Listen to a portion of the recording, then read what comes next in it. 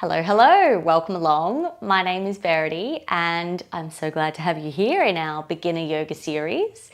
This series I wanted to create so you had all of the foundations and the basics that might help you to join in with any of the yoga offers that I have, so you feel a little more assured, a little more like prepared for why you're doing what you're doing and how you're doing what you're doing. This video itself is going to include a little bit around how we can get comfortable sitting in yoga, which is a struggle for some of us, especially if we sit for a little bit of a longer amount of time.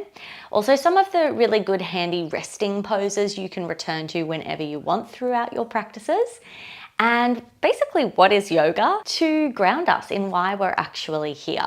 So starting off, let's actually find a comfortable seated position right now. So what I'm doing is one option. It's like a kneeling variation. I would often recommend have something like a bolster, a pillow, a cushion.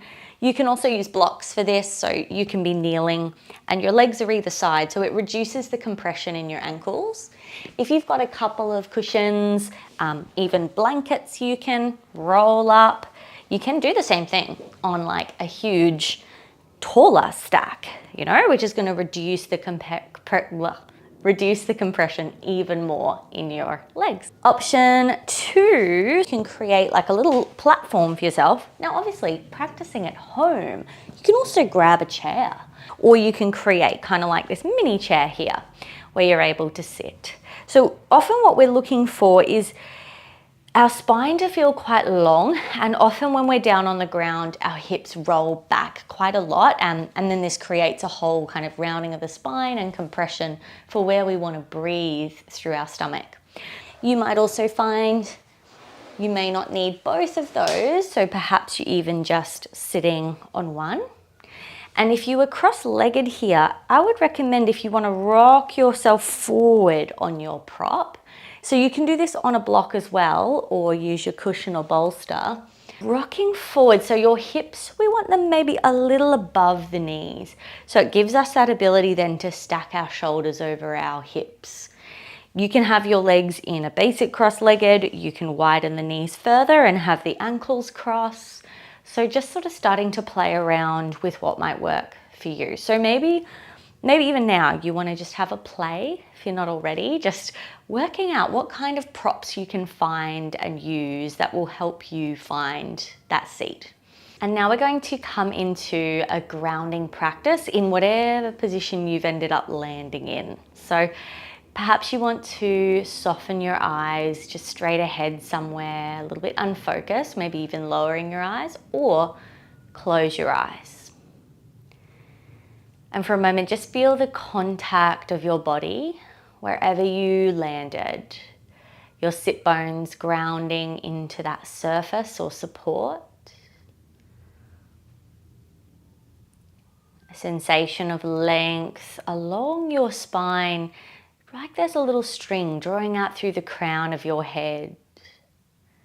And you might even take either a little internal adjustment or an actual physical rolling back of the shoulders ever so slightly to create more space between your ears and shoulders, and to create a slight opening of your heart center.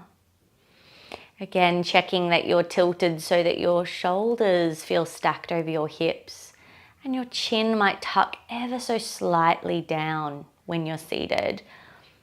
Not right into the chest, but just a little, so the back of your neck feels long. And just settle into your breath. Just take a few simple breaths, letting your body breathe itself. And then you can return your gaze to the video as you're ready. So to touch on briefly, what is yoga? It's a big question, and it's not really always the simplest of answers, but we all come to yoga for different reasons, and we have different perceptions and experiences of it. So often if we've come for a physical practice, this is true, we often do a lot of physical practices in yoga, in many of the different styles. But ultimately, yoga is a practice of how we can feel more connected to our body, mind, and even spirit. So the word yoga means to yoke or to bring together. So we're thinking about that connection.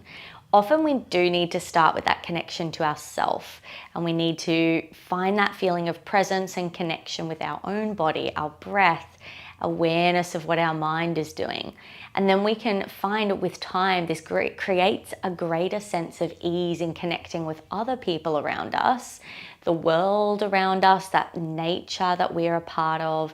And for some of us, maybe even building or growing our connection with the universe or a higher power or whatever speaks to us.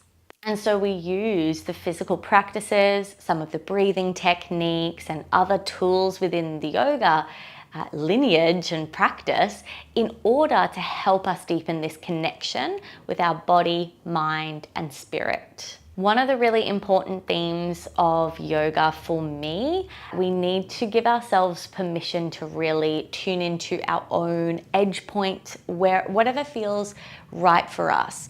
And it can take a bit of practice as we're building and generating a greater sense of connection with ourselves. Everything is just an invitation. It's not something you have to do. So you always have a choice to step back, to pause, to come back to it later, to never come back to it, to even go stronger. If there's a certain day you feel really powerful and strong in your body, maybe you're going to add a little extra option that I haven't given you.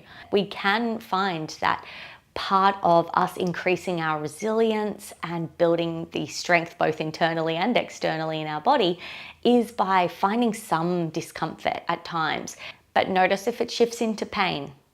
Any of that, stinging, burning, sharp, we want to come back from. We are never aiming for pain. And so given I want you to have permission to do whatever you need to do throughout your yoga practices, let's go through some of the really handy resting poses we might offer in yoga. You can obviously do anything else that suits you.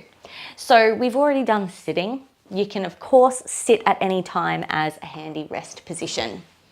Another one will be your child's pose. We often offer child's pose as a resting position, but just acknowledging it's not comfortable for everyone. So just give it a go now, see what you think. There's a few variations, so knees could be wide, here, big toes together. Often we just pop the top of the feet down for a bit more comfort, and then you could reach your arms forward and place your head to the floor. You can obviously see and probably feel the compression at your knees and your ankles and feet.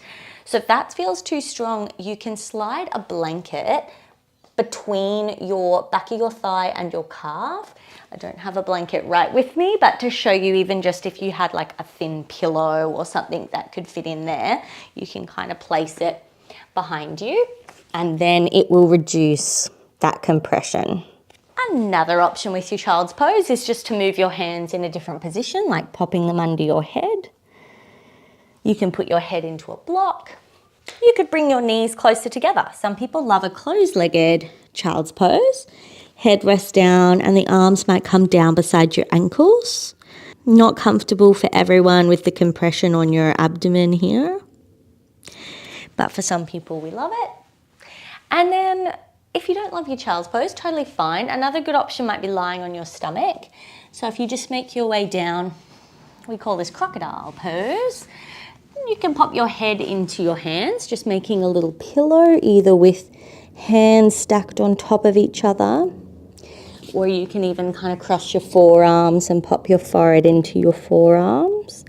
Let your legs relax, feet fall out how they naturally do. And just relax all your muscles. Really nice one for breathing because you can feel your breath in the floor. Brilliant. And the last couple of shapes, what we'll do is we'll come into what is a Savasana. So lying on your back is classic Savasana shape.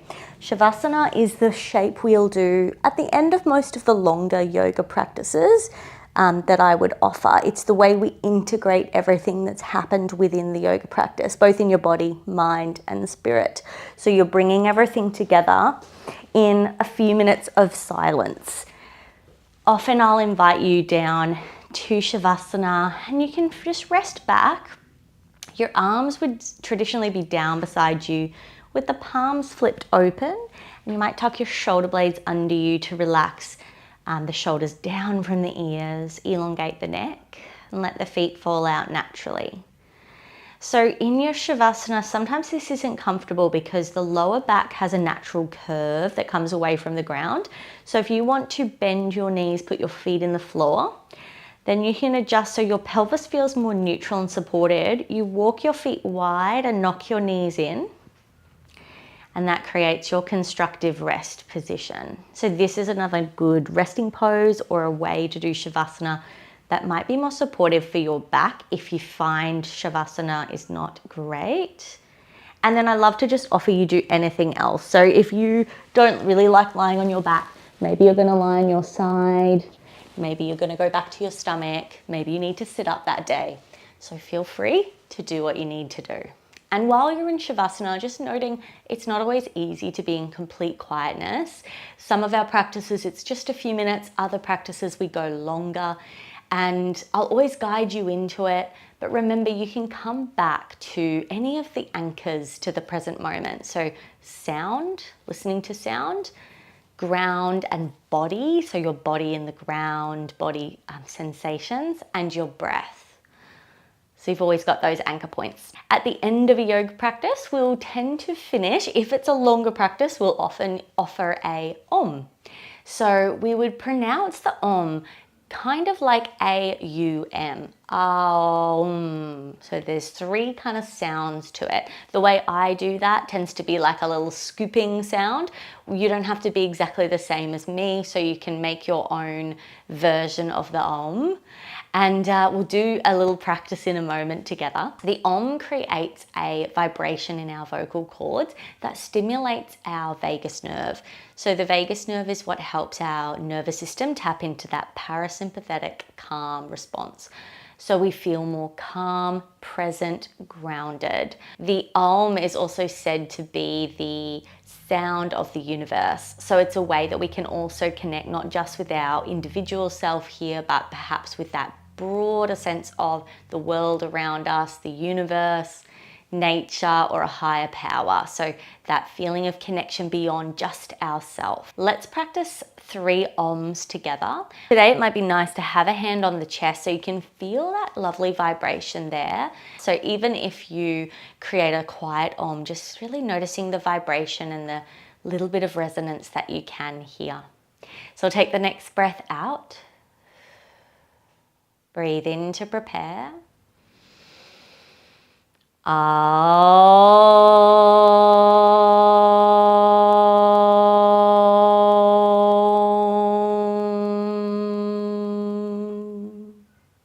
Breathe in second Om.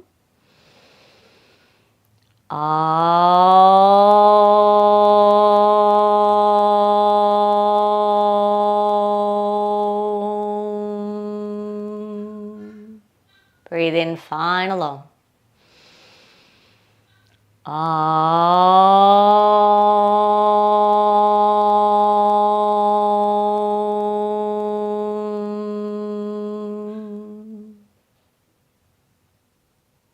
Bring your palms together to Anjali Mudra at your heart. Thank you for joining me in this practice today. I would love to hear from you. If there's any one thing that really stood out to you that you got a lot of value from, do let me know. You can shoot me a comment or you can get in touch via info@yogawithverity.com.au. I'd also love to hear if you still have some burning questions, let me know. And if you didn't know, I have a whole massive library of videos on my website, yogawithverity.com.au. We also do live stream videos and regular special events. And all of my yoga is here to help support you in your pain, stress, and mental health. I'm super passionate about it. I love to talk to you. I love to hear from you. So if you have any questions on that or you want to head over to the website, just have a look first, please do.